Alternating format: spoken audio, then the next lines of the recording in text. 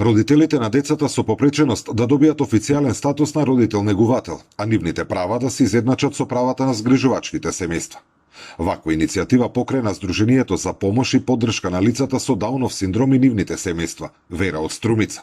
Според претседателката на Сдруженијето Анче Туфекчиева, целта е да се направат измени во Законот за социјална заштита, кои ќе им овозможат на родителите на деца со попреченост да остварат право на минимална плата и придонеси.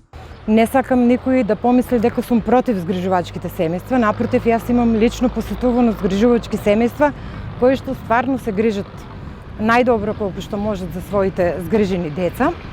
Меѓутоа, потребна е материјална сигурност и за нас како биолошки семејства, односно да добиваме одредена помош од државата во износ на некоја минимална плата и со тоа ќе можеме да бидеме 24 часа со нашите деца и да не се грижиме дали ќе можеме да го поминеме месецот. Туфекчиева, која е мајка на девојче со Даунов синдром, посочува дека најголемиот дел од родителите на овие деца се принудени да се откажат од своите работни места, бидејќи децата имаат потреба од 24 часовна грижа.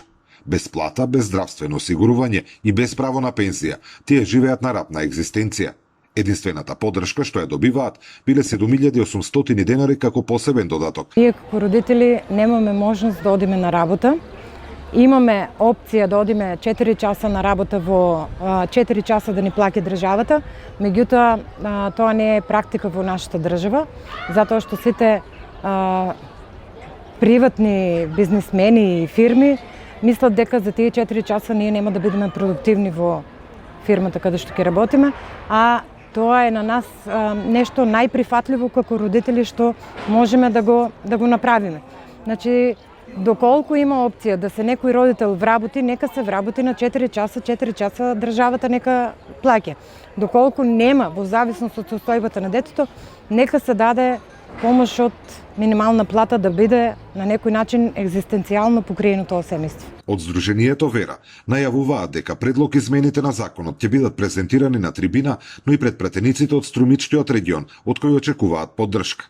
По оваа прва фаза ќе следи иницијатива за собирање потписи од граѓаните за поднесување на предлог закон до Собранието на Република Македонија. Зоран Ѓорѓиев за Сител телевизија.